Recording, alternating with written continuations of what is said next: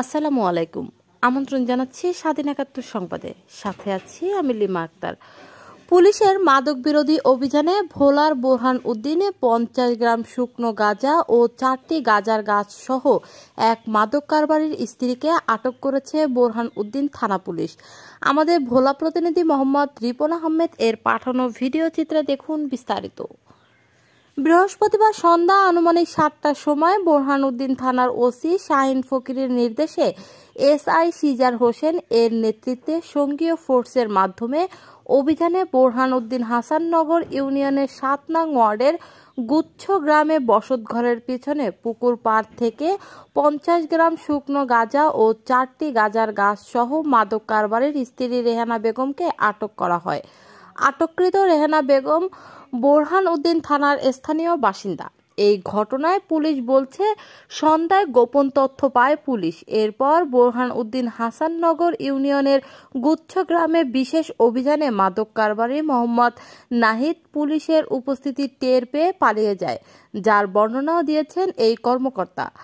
আটককৃতদের প্রচলিত মাদক আইনে আদালতে সোপর্দ করার পাশাপাশি বোরহান উদ্দিনকে মাদক মুক্ত করতে সব রকম পদক্ষেপ নেওয়ার আশ্বাস দিয়েছেন বোরহান উদ্দিন থানার ভারপ্রাপ্ত কর্মকর্তা ওসি শাহিন ফকির।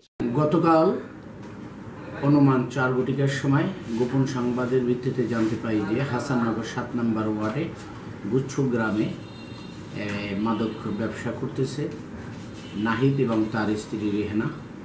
উক্ত সংবাদের ভিত্তিতে আমাদের এসআই সিজার এবং এসআই মনির এর নেতৃত্বে সঙ্গীয় ফোর্সসহ টিম অভিযানে প্রেরণ করা হয়।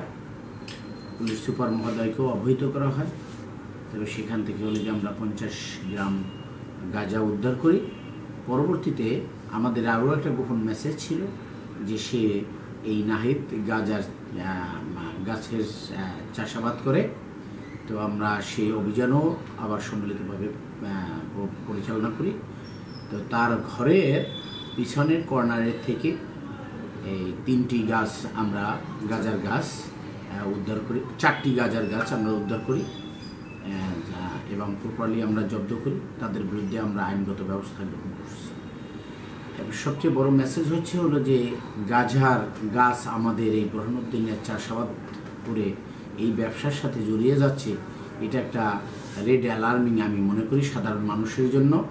এই জন্য স্থানীয় গণ্যমান্য ব্যক্তিবর্গ যারা আছে, সুধীজন যারা আছে, সবাইকে এই ব্যাপারে সচেতন এবং সোচ্চার হওয়ার জন্য এবং চক্ষু দৃষ্টি খোলা রাখার জন্য আইনশৃঙ্খলা বাহিনীর সহযোগিতা নেওয়ার জন্য বিনীতভাবে অনুরোধ করছি। ধন্যবাদ।